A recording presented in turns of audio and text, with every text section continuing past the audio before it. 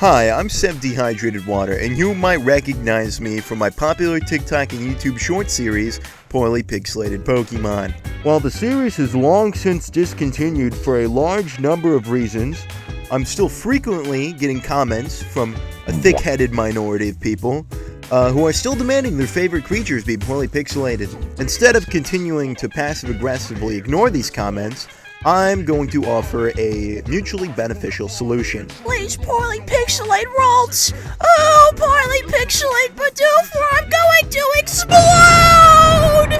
No, I'm going to teach you how to poorly pixelate your own Pokemon. Or anything for that matter. You don't have to limit yourself just Pokemon. I mean, I drew like Ted Nivison and a rock. And The Rock specifically did really well. People really like The Rock. Not like the celebrity The Rock. I mean an actual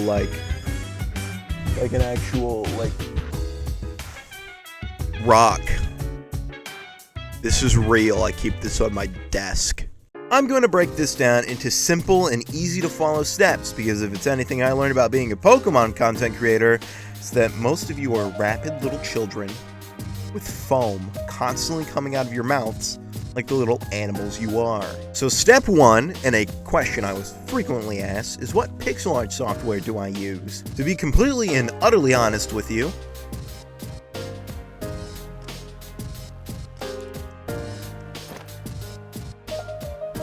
I just did that. It's called pixel art, except they replaced the E with an I, something I agree with heavily, being a hater of the letter E myself. I've also heard good things about Asprite, but I don't own Asprite. That costs money. And I don't think rapid little children with foam constantly pouring out of their mouths have money that they can throw around for these kinds of things. So for the sake of this tutorial, I'll be using pixel art. So you're going to want to start by drawing an outline of the creature you want to make. You have a very large assortment of tools at your disposal. Something those goobers with pens and pencils only wish they had at their disposal. For example, you got a straight line tool, you know? Like to see someone with a pencil do that. You got this box tool that puts things in a box. You can move things around. You know, that's pretty neat. It helps you change the proportions if you disagree with them. This is a super helpful tool for me to utilize, at least, because I can't draw for shit. I named it Poorly Pixelated Pokemon for a reason, setting a borderline for your expectations. Utilizing these tools, making an outline for your creature is as easy as AB3 triangle.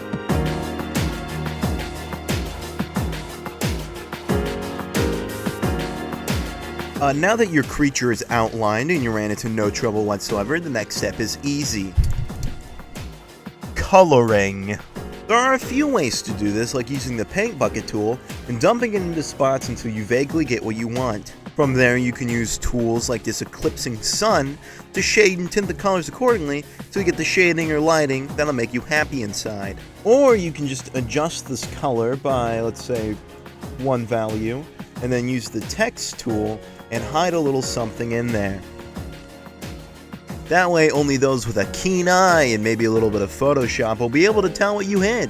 Now, if you ever find yourself making any mistakes, this is not like a Bob Ross tutorial, okay? Mistakes can and will happen, and there will be drastic consequences if they go unfixed. There are no happy little accidents in pixel art, okay? Only stray white pixels that completely ruin your piece when you're done with it. For safety's sake, you can also use the layer tool.